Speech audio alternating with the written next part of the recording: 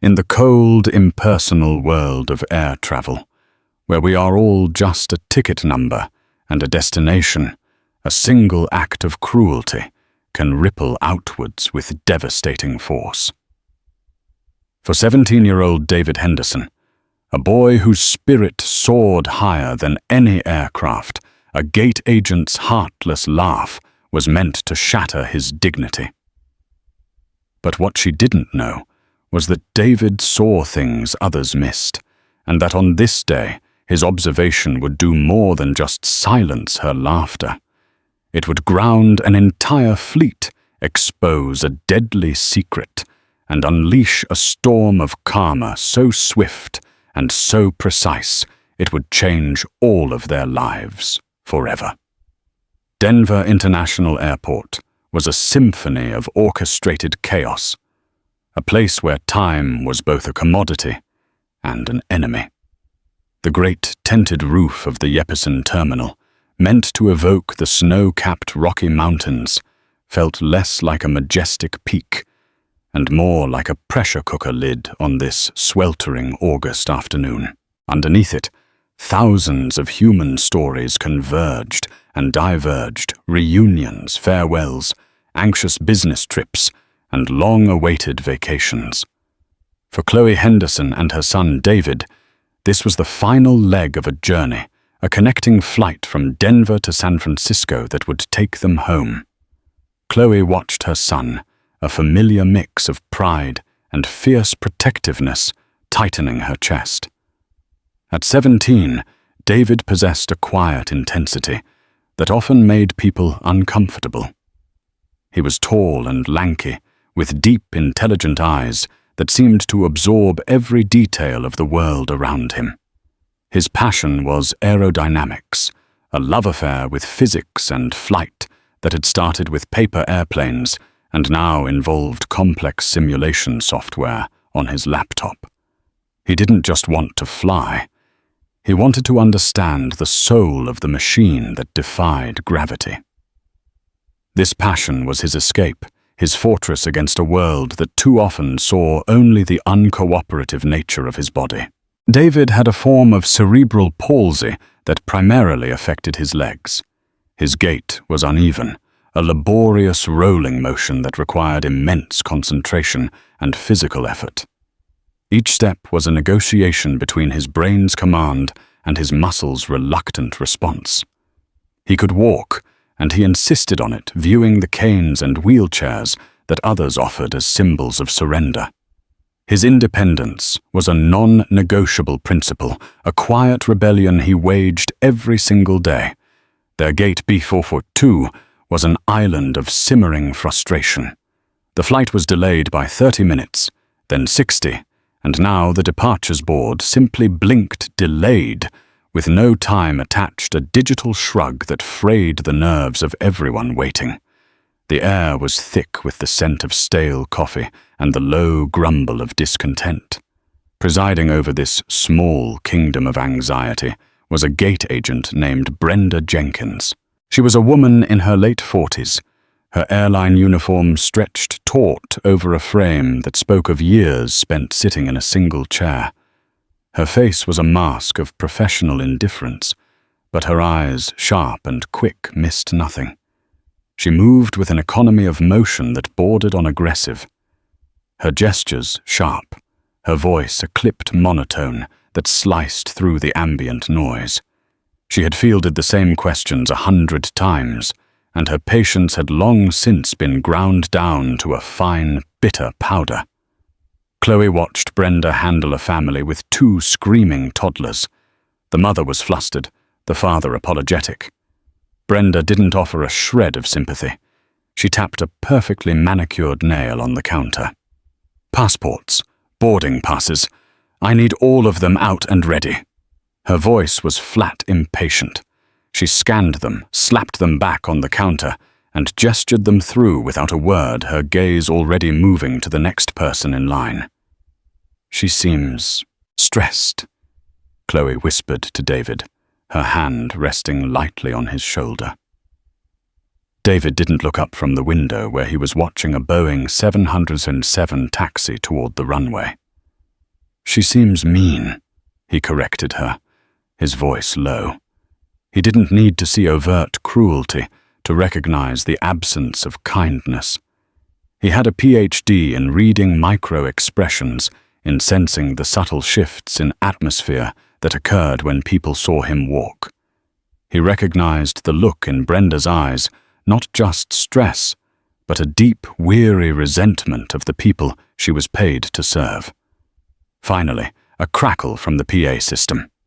"Good afternoon, ladies and gentlemen. We will now begin boarding Flight 3471 to San Francisco. We would like to invite our global services members, families traveling with small children, and any passengers requiring special assistance to begin pre-boarding at this time." Chloe squeezed David's shoulder. "That's us, honey." David nodded, closing his laptop and carefully sliding it into his backpack. He pushed himself up from the chair, his legs stiff from the long wait. The first few steps were always the hardest. His body, a cold engine reluctantly turning over. He took a deep breath, found his rhythm, and began the slow, deliberate journey toward the gate. Chloe walked beside him, not touching, but close enough to be a silent, unwavering wall of support. The line for pre-boarding was short. The family with the toddlers, an elderly man with a cane, and now them. As they approached the counter, Brenda Jenkins's eyes flicked down to David's legs, then back up to his face. It was a fleeting glance, but it was laden with a tired clinical judgment that David knew all too well. It was the look that said, "You are going to be a problem. You are going to make my difficult day even more difficult." "Good afternoon," Chloe said, her voice warm as she handed over their boarding passes. Brenda took them without a word. Her eyes were fixed on her monitor as she scanned the barcodes. Beep, beep.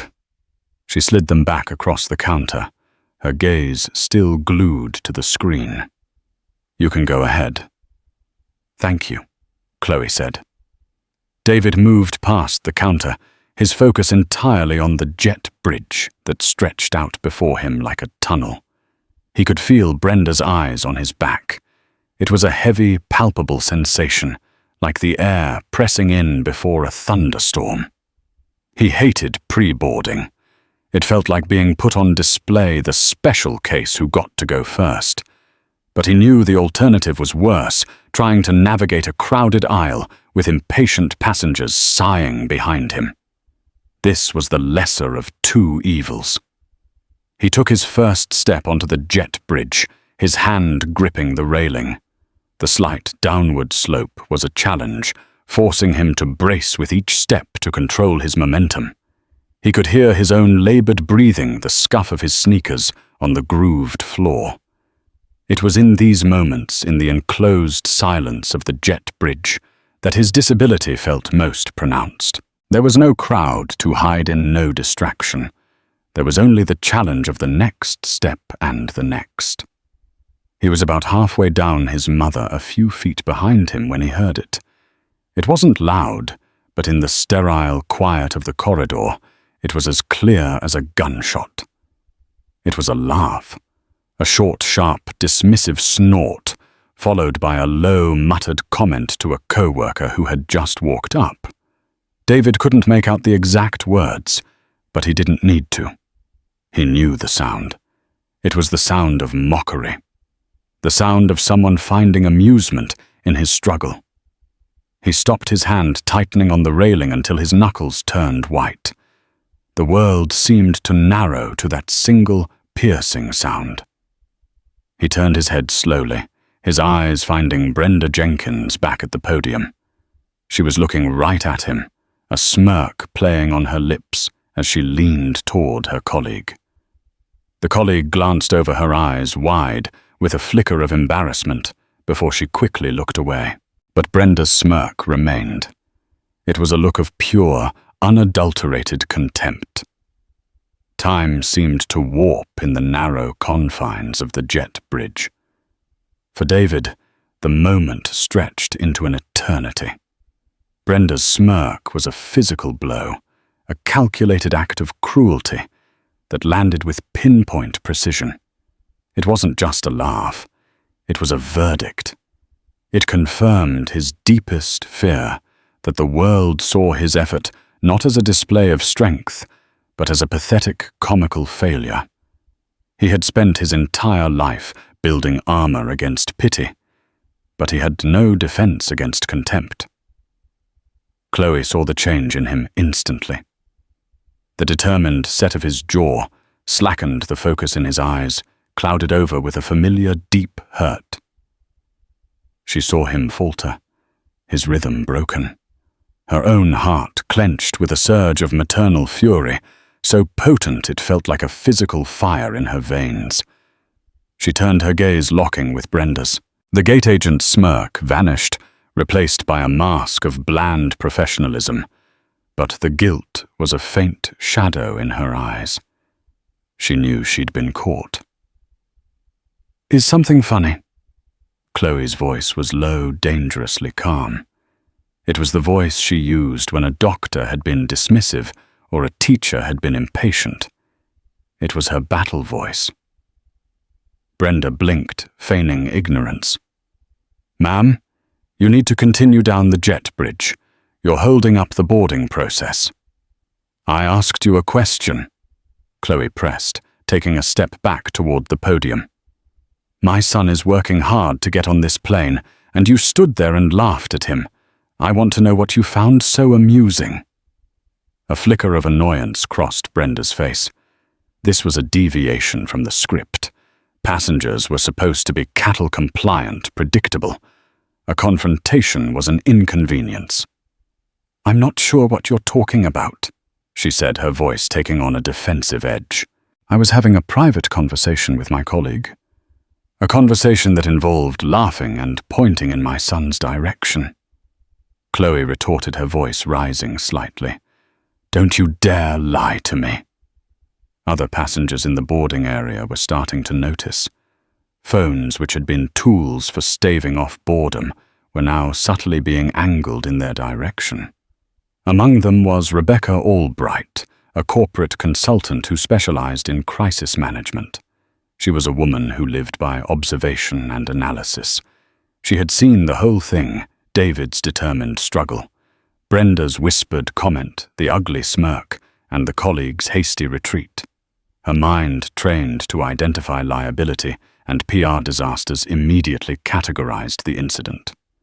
Unprofessional conduct, ADA violation potential, significant brand risk. But it was more than that for Rebecca. She had a nephew with muscular dystrophy, and she had witnessed firsthand the daily battles he fought and the casual cruelty of strangers. The scene resonated on a deeply personal level. She didn't hesitate. Her thumb swiped across her phone's screen, opening the camera app. She held it low, pretending to be texting, but the lens was aimed directly at the unfolding drama. David, meanwhile, felt trapped between his mother's righteous anger and his own mortification. He just wanted to disappear. He wanted to be on the plane in his seat with his headphones on, blocking out the world. "Mom, just leave it," he said, his voice strained. "Let's just go." His words, meant to de-escalate, only fueled Chloe's fire. Her son should not have to retreat. He should not have to be the one to feel shame. "No, David, we are not just leaving it. This woman owes you an apology." Brenda crossed her arms, a classic defensive posture. "Ma'am, for the last time, I was not laughing at your son. You're creating a scene. Now either get on the plane, or I'll have to call security." The threat hung in the air, thick and ugly. Calling security on a disabled teenager and his mother. The absurdity of it was breathtaking. Rebecca Albright zoomed in slightly with her phone's camera. She captured the rigid set of Brenda's jaw, the furious disbelief on Chloe's face, and the profound weariness in David's eyes. This was more than just a rude employee.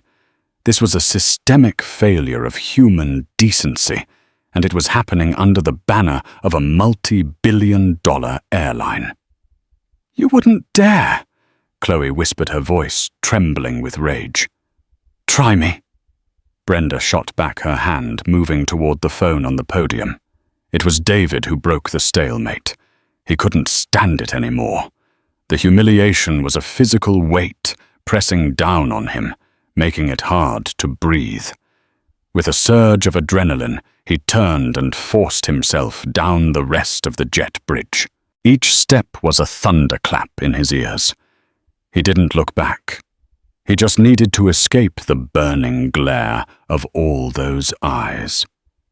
He stumbled into the aircraft cabin, the bright lights and cool recycled air, a stark contrast to the emotionally charged atmosphere of the jet bridge.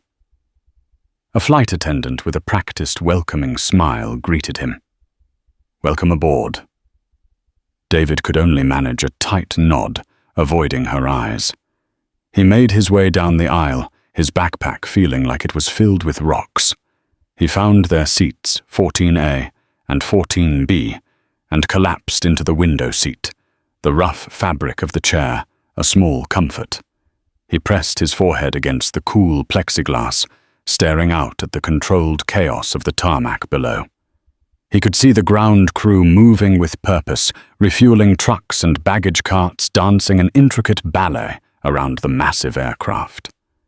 A moment later, Chloe appeared. Her face was pale, her lips pressed into a thin line. She slid into the seat beside him. Without a word, her purse hitting the floor with a heavy thud. The fury was still radiating from her in waves. "I'm sorry, Mom," David murmured, still looking out the window. Chloe turned to him, her expression softening instantly. "Oh, honey, no. Don't you ever apologize. You did nothing wrong. That woman is a monster. It's just, I'm used to it," he said, and the simple, honest statement was more heartbreaking to Chloe than any outcry would have been. "You shouldn't have to be," she said, her voice thick with emotion. She reached out and took his hand, her fingers wrapping around his. "I will not let this go. I promise you." David squeezed her hand, but said nothing. He wanted to believe her, but he knew how the world worked. People like Brenda Jenkins were rarely held accountable. They were protected by corporate policies and public apathy. The incident would be a fleeting moment of unpleasantness, a bitter memory for him and his mother, and nothing more. He was wrong. Back at the gate, Rebecca Albright had stopped recording. She had 10 minutes of crystal-clear video. She watched as Brenda, her composure restored, began the general boarding process with renewed, almost vindictive efficiency. Rebecca had a choice. She could file a complaint through the airline's official channels, where it would likely be buried in paperwork. Or she could do what she did for her clients, bypass the system, and take the story directly to the court of public opinion. She found a quiet corner, her fingers flying across the screen of her phone. She crafted a short, powerful post. At Denver International Gate B42, witnessed gate agent Brenda Jenkins of Atlantic Airlines openly mock and laugh at a disabled teen struggling to board. His mother confronted her, and the agent threatened to call security. The cruelty was staggering. "This is not okay." She attached the first minute of the video, the most damning part showing the laugh and the initial confrontation. She tagged the airline major news outlets and several prominent disability rights advocates. Then, with a deep breath, she hit post. The digital signal shot into the ether, a tiny stone tossed into the vast ocean of the internet. But some stones thrown with the right force and at the right time can create a tidal wave. Once settled, David tried to force the incident from his mind. He found his usual solace in the view from the window. The world of the tarmac was a universe of its own, governed by rules and procedures he had spent years studying. He watched the baggage handlers, their movements, economical and precise. He observed the wing flaps and ailerons, noting their positions. He identified the aircraft as a Boeing 737-800, a workhorse of domestic aviation. He knew its engine specifications, its cruising speed, its maximum takeoff weight.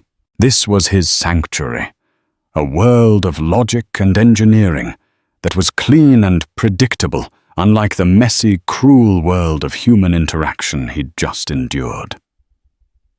The cabin door was still open, and the sounds from outside bled into the quiet hum of the auxiliary power unit. It was through this opening that a snippet of conversation drifted up to him, sharp and clear, in a momentary lull. Two members of the ground crew were standing almost directly beneath his window, their bright yellow vests stark against the grey concrete. One was older, with a weathered face and a grease-stained cap. The other was younger, looking anxious. "You sure it's cleared?" the younger one asked, his voice tight with concern. He was gesturing toward the right wing of the plane. "Maintenance signed off on it," the older man grumbled, not sounding entirely convinced himself. "They said the sensor for the number 2 hydraulic system was just glitchy. Cycled it a few times and it came back online. Log says it's good to go." "A glitchy hydraulic sensor," the young man pressed. "That's what controls half the flight surfaces. If that pressure reading is off, if there's a slow leak, they're not seeing. Look, kid." The older man cut him off, his voice low and firm. "Our job is to get this bird pushed back on time. We're already 90 minutes behind schedule. Corporate is breathing down everyone's neck. The pilots have the log maintenance has signed off. It's their call, not ours. Now let's get the chocks pulled." The conversation ended as they moved away. But the words hung in the air for David, chilling him to the bone. Hydraulic system, glitchy sensor, slow leak. He knew exactly what that meant. The 737 has 3 independent hydraulic systems, which provide the immense pressure needed to move the control surfaces, the rudders, the elevators, the ailerons. They are the muscles of the aircraft. While the plane could theoretically be flown with one system out, a failure in a primary system, especially if it was due to an undetected leak, was a potentially catastrophic scenario. A glitchy sensor wasn't a minor inconvenience. It was a warning light on the verge of a system-wide failure. He felt a cold dread creep up his spine that had nothing to do with Brenda Jenkins. This was a different kind of fear, a primal, analytical fear. The men's words, coupled with the long, unexplained delay, painted a disturbing picture. An airline pushing its scheduled maintenance crews, clearing a borderline issue, a potential disaster waiting to happen at 35,000 feet. He turned to his mother, his eyes wide. "Mom," he said, his voice urgent. "I heard something. Outside. The ground crew." Chloe was still stewing in her anger, composing a blistering email to the airline in her head. "What is it, sweetie?" He recounted the conversation, his words tumbling out, precise and technical. He explained the function of the hydraulic system, the critical role of the sensors, the implications of a potential leak. He wasn't just a scared passenger. He was an informed analyst, presenting a case. They signed off on it, but they didn't sound sure. He finished, his voice trembling slightly. The older guy just said they were behind schedule. Chloe listened, her own anger momentarily forgotten, replaced by a growing sense of alarm. She trusted David's knowledge implicitly. He wasn't prone to exaggeration, especially about aviation. If he was scared, there was a very real reason to be. "Are you sure, David?" "You heard them clearly." "Positive," he insisted. "They were right under the window." Meanwhile, at gate B42, Rebecca Albright's post was exploding. The first few retweets came from fellow passengers who had witnessed the event. Then a disability rights advocate with 50,000 followers shared it. From there, it was picked up by a local journalist who was stuck at the airport on another flight. The video was clear, the audio damning. Brenda's sneering laugh was undeniable. Chloe's pained, furious confrontation was compelling. The hashtag Atlantic Airlines fail started trending in the Denver area. Brenda Jenkins was oblivious to the digital firestorm igniting around her. For her, the confrontation was over. She had won. The disruptive mother and her problematic son were on the plane out of her hair. She was now in her element, efficiently scanning boarding passes, her voice a robotic drone. "Have a great flight. Welcome aboard. Please have your pass ready." Each passenger was a task to be completed, a box to be checked. She was an automaton of procedural compliance, the human element stripped away by years of repetition and resentment. She did notice a few passengers giving her strange looks as they boarded. Some glared with open hostility. Others just shook their heads with a look of disappointment. She chalked it up to the delay. People were always irritable when flights were late. She didn't for a second consider that her own actions, just minutes before, were being broadcast and judged by thousands of people. On the plane, Chloe made a decision. She unbuckled her seatbelt. "I'm going to talk to a flight attendant," she said, her voice firm. "They're not going to listen to me," David said, a note of defeat in his voice. "I'm just a kid. They'll think I'm making it up. They'll listen to me," Chloe replied, her protective instincts now fully re-engaged, but aimed at a new, more immediate threat. She stood up and flagged down a flight attendant who was helping a passenger with an overhead bin. The flight attendant, a woman named Maria, with a warm but weary smile, came over. "Is everything all right, ma'am?" "I hope so." Chloe began, keeping her voice low and steady. "My son, he's an aviation enthusiast. He overheard a conversation between two ground crew members that has us very concerned. It was about a potential issue with the number 2 hydraulic system." Maria's smile tightened almost imperceptibly. They were trained to handle anxious flyers, to offer calm reassurances. "Ma'am, I can assure you that our aircraft undergo rigorous safety checks before every flight. Our maintenance crews are the best in the business." "I'm sure they are," Chloe said, not backing down. "But they mentioned a glitchy sensor and the pressure to stay on schedule. My son," she gestured to David, "knows what that implies. We would feel much better if you could just confirm with the pilots that they are aware of the ground crew's specific concerns, not just what's in the log." Maria looked from Chloe's insistent face to David's worried one. Something in the boy's eyes gave her pause. It wasn't the typical fear of flying she was used to seeing. It was something more specific, more intelligent. It was the look of someone who understood the stakes. Her training told her to dismiss it, to soothe the passenger, and move on. Her gut told her something different. "Okay," she said, her professional mask softening slightly. "Let me go have a quiet word with the captain. I'll be right back."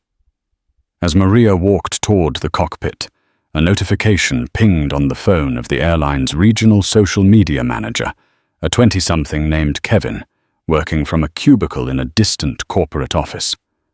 A high engagement alert. A video. A gate agent.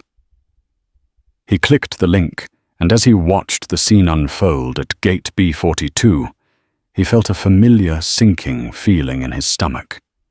This was not a minor complaint. This was a 5-alarm public relations fire. He picked up his phone and dialed his director. The first domino in the corporate chain of command had just fallen. The cockpit door of the Boeing 737 was a sanctuary, of calm professionalism. Captain Robert Miller, a veteran pilot with over 20,000 flight hours, was going through his final pre-flight checklist with his first officer, a sharp young man named Ben Carter. Miller was a pilot of the old school, meticulous, cautious, and with a deep-seated respect for the powerful machines he flew. He trusted his instruments, his training, and his gut, and he taught his first officers to do the same. The maintenance log did indeed show an issue with the number 2 hydraulic system's pressure sensor. It had been flagged during the initial power-up. The maintenance crew had, as the log stated, cycled the system, and the sensor had returned to its normal operational parameters. The official sign-off was there in black and white. It was a documented, resolved issue. Still, it left a small, nagging splinter of doubt in Miller's mind. Glitchy sensors were often precursors to a larger component failure. There was a soft knock on the cockpit door. Maria, the flight attendant, leaned in, her expression serious. "Captain, sorry to bother you.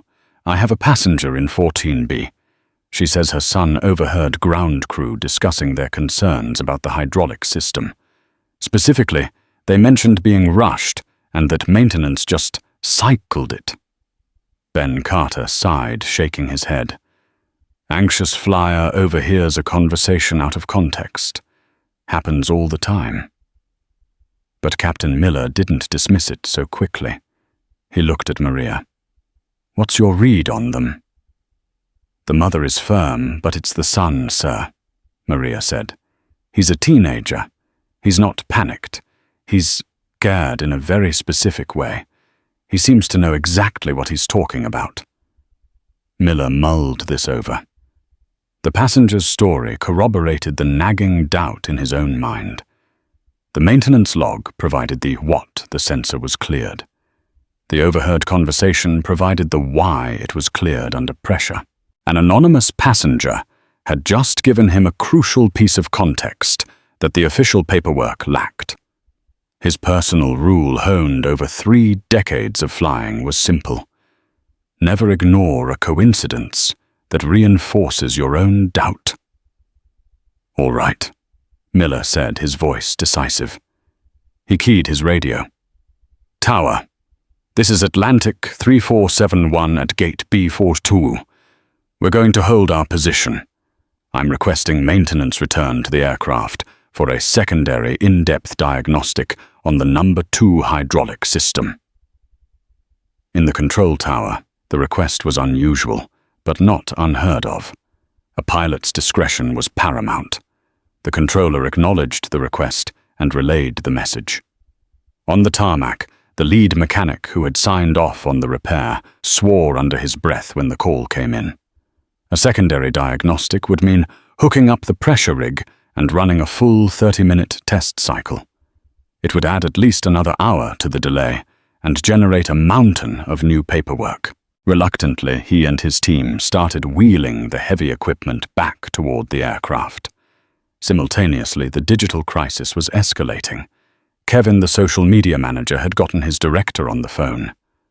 "The video has over 100,000 views already," Kevin said, his voice tense. "It's been picked up by 2 national-level bloggers. The comments are, they're brutal. People are calling for a boycott. The name Brenda Jenkins is attached to it."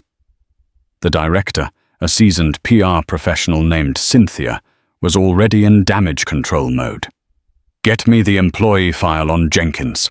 Find out who the station manager is in Denver. I want her pulled from the gate immediately. Immediately, Kevin. I don't want her speaking to another passenger. Draft a holding statement. We are aware of the incident and are conducting a full investigation. We do not condone this behavior as it does not reflect our values of respect and dignity for all our passengers." Standard stuff.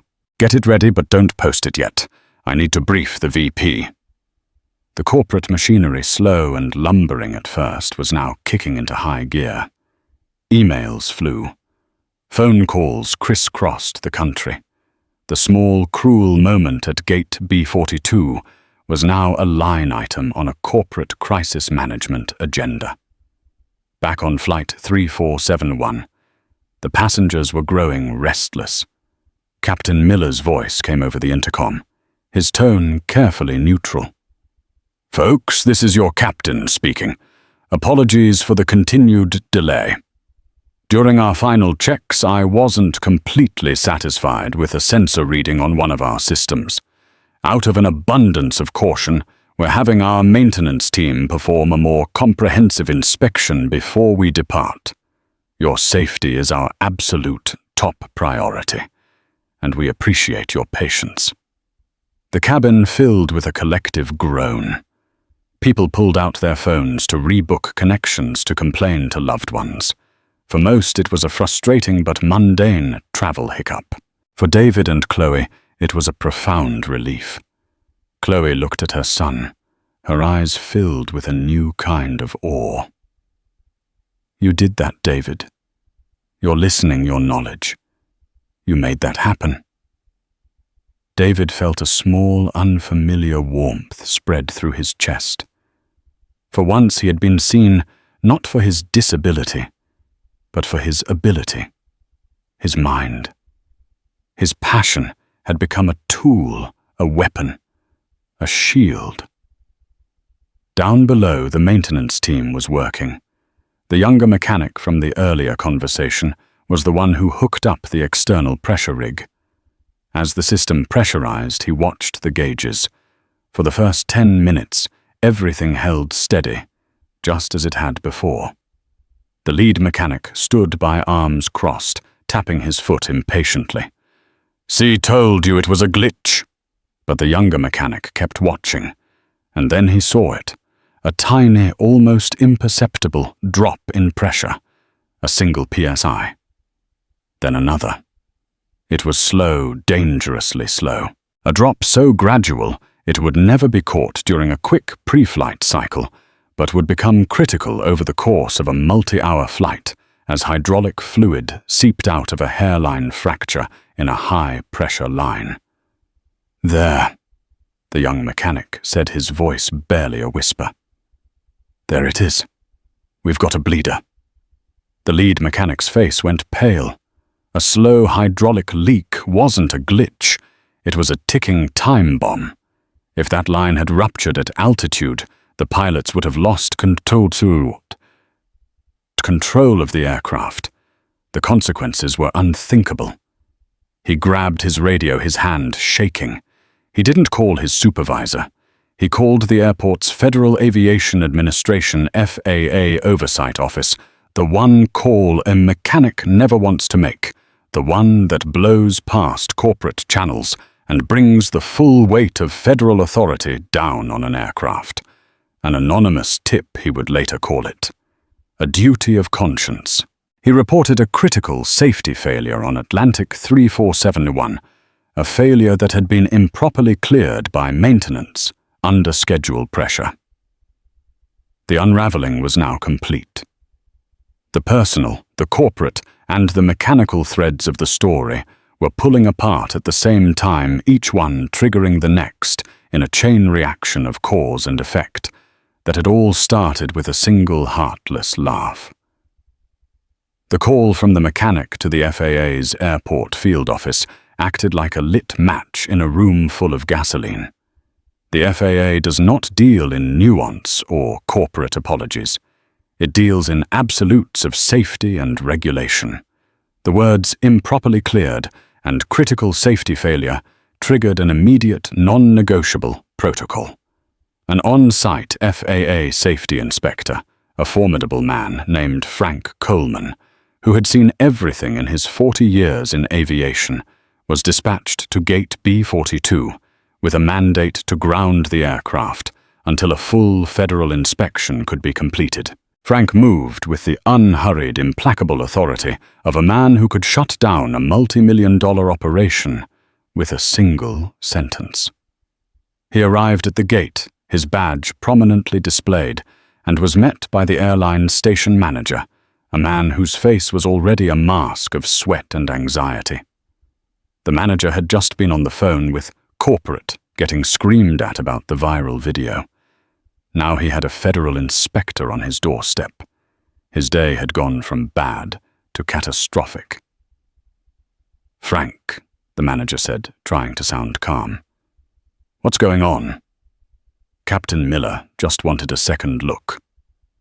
"It's out of Captain Miller's hands now, Ken," Frank replied, his voice a low gravel. "I have a credible report of a critical system failure being knowingly overlooked.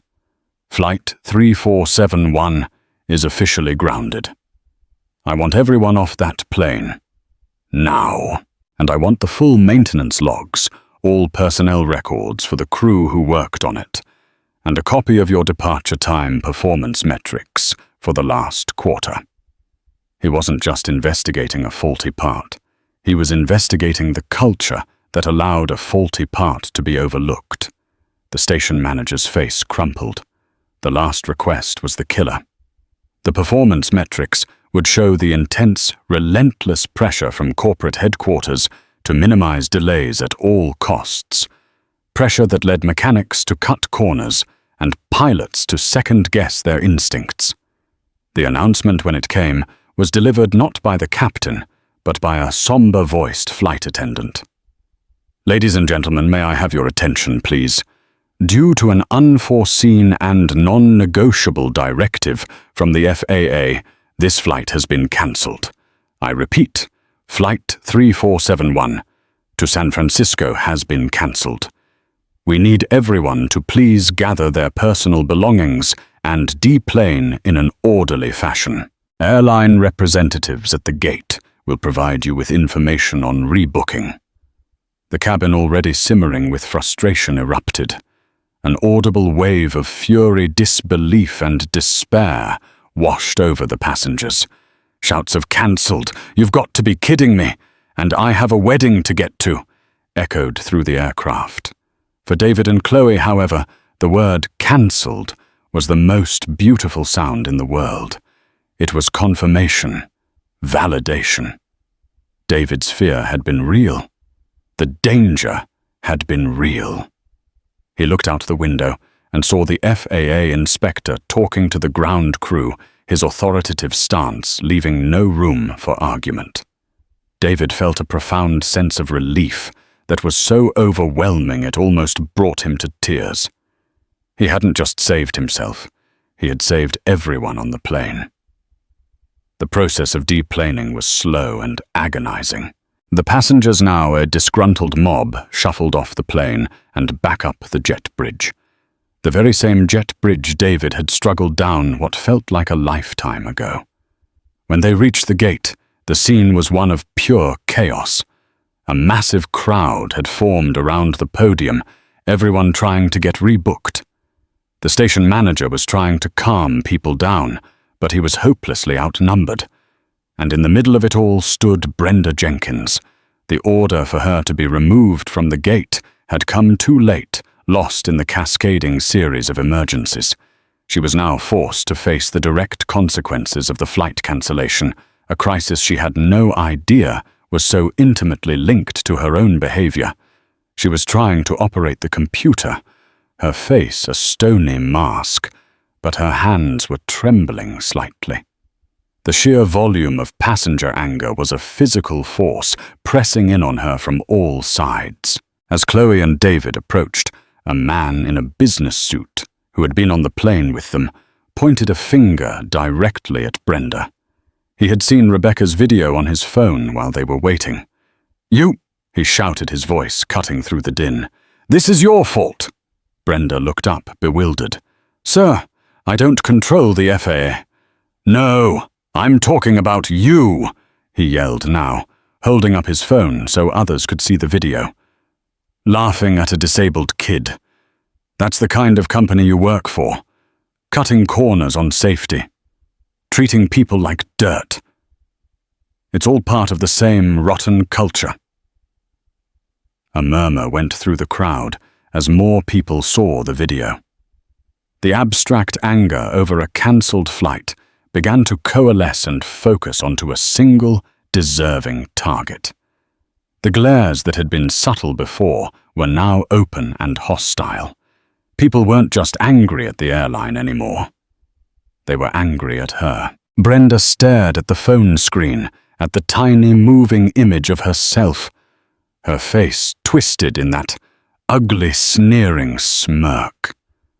For the first time, she saw her actions from an outside perspective. There was no context of a bad day, no excuse of stress.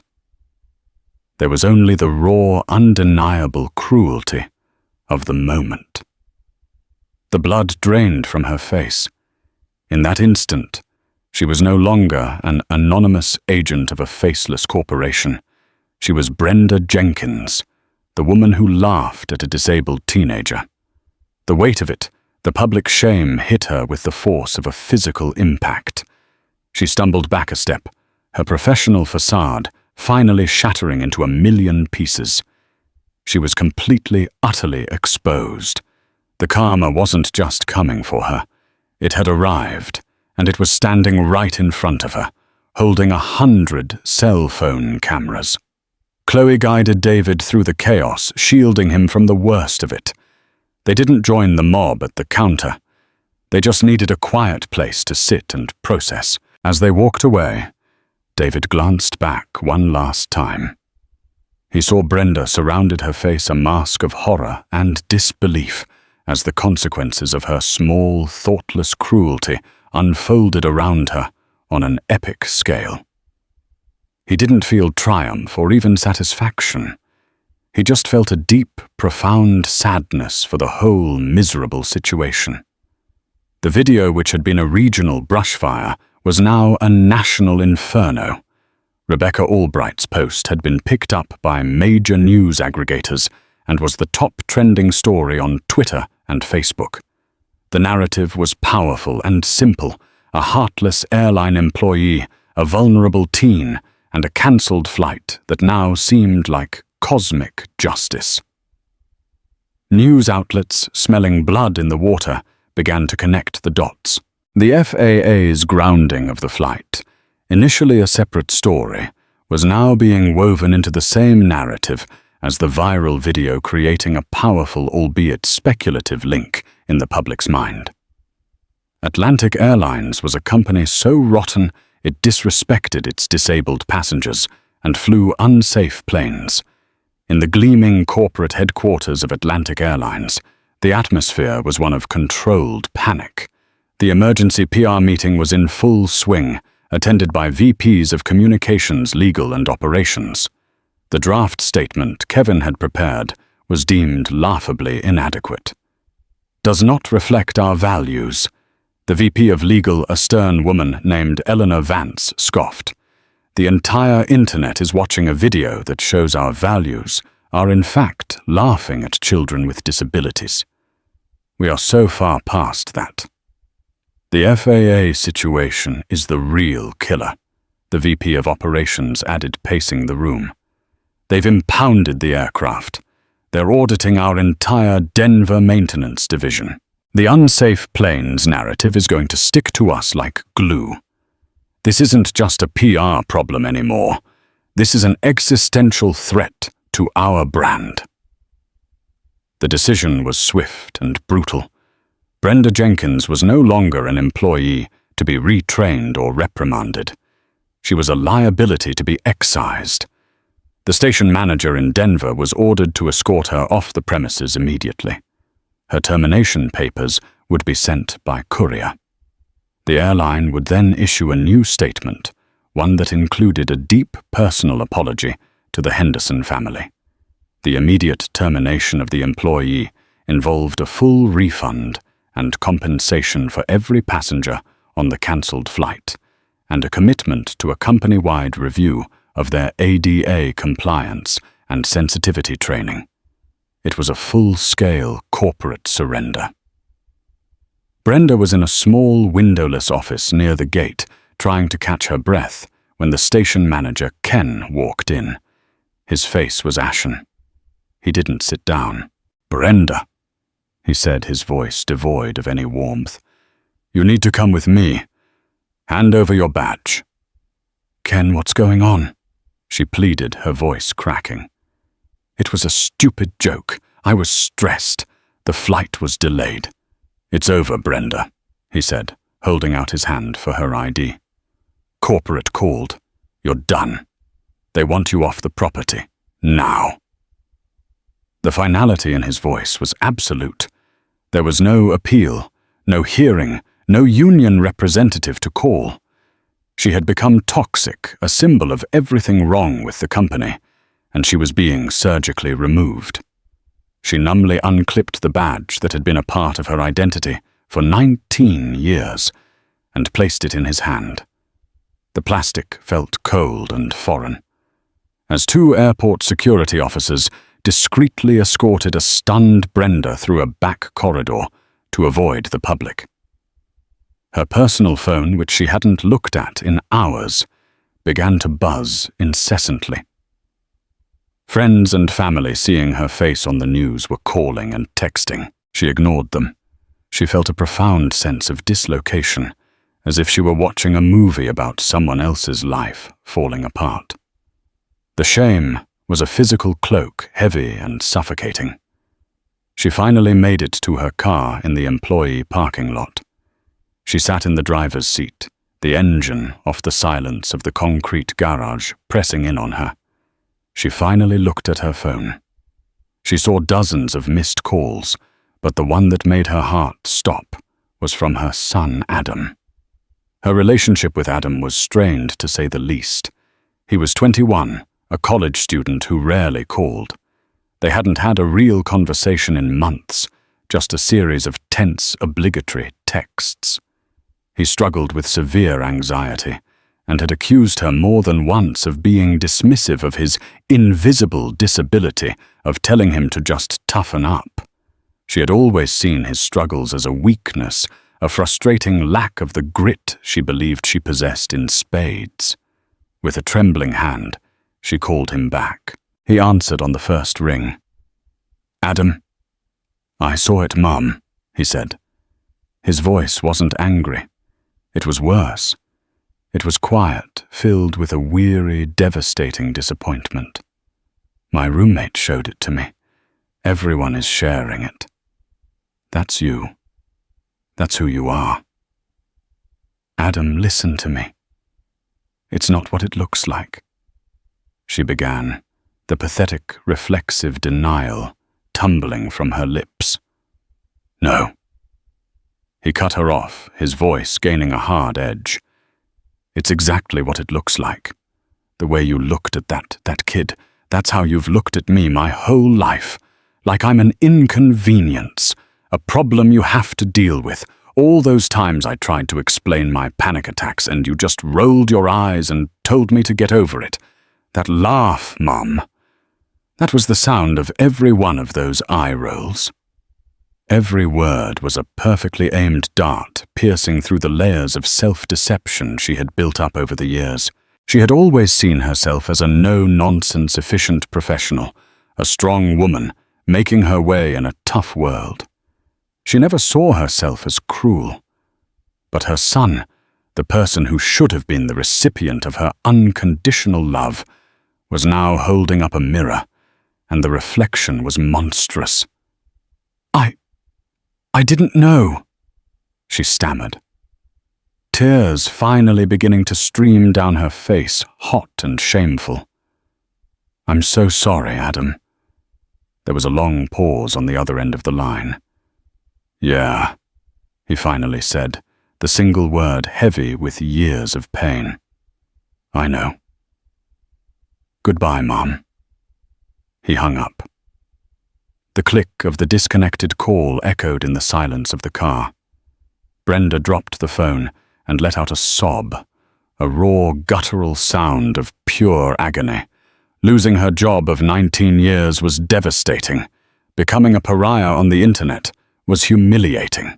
But this losing the last frayed thread of connection with her son, and in the process being forced to truly see herself for the first time, was the real punishment. This was the hard karma. It wasn't just about losing a job. It was about the utter and complete destruction of her self-image. She was the monster. She was the villain. And she had no one to blame but herself. In the days that followed, the story of Flight 3471 became a national conversation. The FAA's preliminary report was leaked to the press, and it was damning. It confirmed a hairline fracture in a primary hydraulic line on the 737, a flaw that would have almost certainly led to a catastrophic failure at cruising altitude. The report also cited systemic pressure to prioritize on-time departures over rigorous safety protocols within Atlantic Airlines' Denver hub. The airline's stock plummeted. The CEO was forced to issue a public televised apology and announce a top-to-bottom overhaul of their maintenance procedures nationwide. David Henderson was no longer an anonymous teenager. He was the boy who saved Flight 3471. News stories hailed his sharp hearing and encyclopedic knowledge of aviation. He was uncomfortable with the sudden fame, but Chloe helped him navigate it, ensuring the focus remained on the importance of listening to passengers and the larger issues of airline safety and disability awareness. The airline, desperate for some positive press, reached out to the Hendersons. They offered a formal apology from the new CEO, a lifetime supply of first-class tickets, and a significant undisclosed financial settlement. Chloe accepted the apology and negotiated the settlement not for them, but to be donated in its entirety to a prominent disability advocacy group and a charity that provided STEM scholarships for underprivileged youth. The most meaningful offer, however, came from a different source. An executive at a major aerospace and defense contractor, a man whose own family had been on that flight, saw the story. He was so moved by David's knowledge and composure that he reached out personally. He offered David a private all-access tour of their advanced aeronautical design facility, the kind of place where next-generation aircraft were born. And with it came the promise of a fully funded internship when he started college. For David, this was worth more than any amount of money. It was the validation of his passion, a door opening into the future he had always dreamed of. Rebecca Albright, the consultant who had filmed the video, also connected with the Hendersons. She flew to San Francisco a few weeks later to meet them for dinner.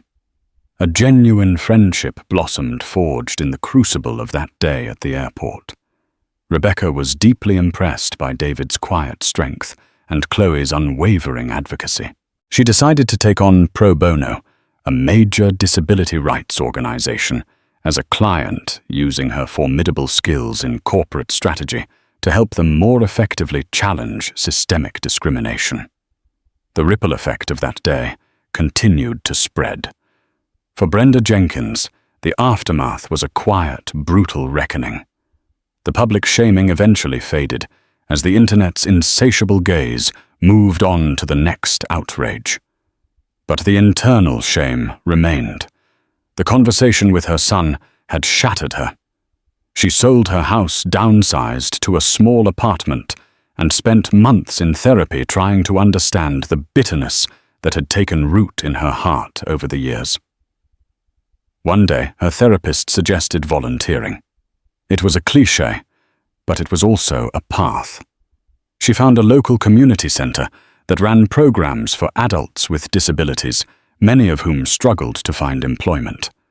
At first, it was agonizing. Every person she helped was a reminder of her cruelty to David.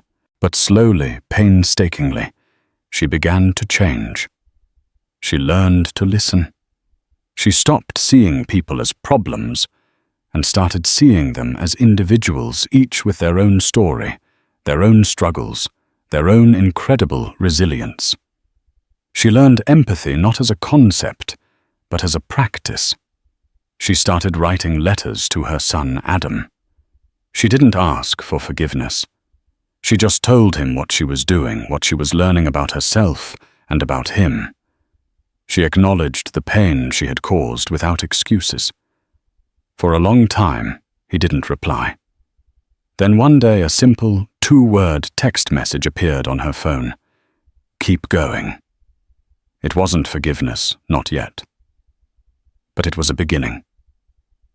The story of Flight 341 eventually faded from the headlines, becoming another anecdote in the turbulent history of air travel.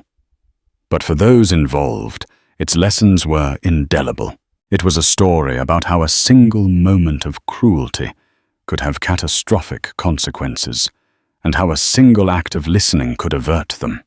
It was a testament to the fact that heroes don't always wear capes.